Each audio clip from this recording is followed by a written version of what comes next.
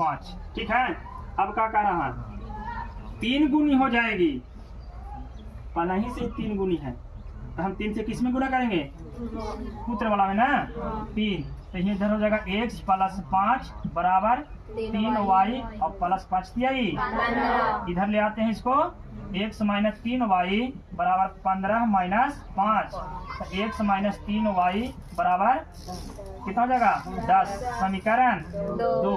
अब इसको हम लोग क्या करेंगे, यहाँ से समीकरण को हल करके x और y का मान निकालेंगे।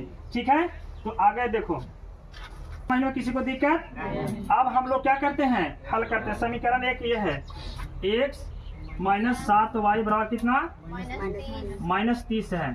ठीक, और दूसरा समीकरण कितना है, x - 3y बराबर 10, समीकरण 2। बाबू यहाँ लिख देंगे हम लोग घटाने पर, कुछ करने पर, घटाने पर देखो तो यहाँ सेम है ना, तो सेम है तो यहाँ माइनस हो जाएगा। जब घटाने पर लिखते हैं तो निशान को चेंज करते हैं, जहाँ प्लस वहाँ माइनस, जहाँ माइनस वहाँ तेती, माइनस से तेती क्या हो जाएगा, अब बताओ बाबू प्लस है ना, तो यहाँ क्या हो जाएगा माइनस, देखो तो इसे खत्म हो जाएगा।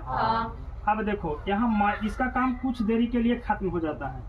ठीक है, अब हमको ए और इसको पर ध्यान देना, तो माइनस होती प्लस है, तो प्लस माइनस माइनस होता है। ठीक है, तो घटाएंगे तो बाबू 4y, ये कितना हो जाएगा -40, y बराबर लिखेंगे तो -40 बटा -4, इसे ही 10 चौके y के मान 10। y किसको माने थे, जैकब का पुत्र का, जैकब का पुत्र का ना, तो जैकब का पुत्र का उम्र निकल गया कितना 10 बरस।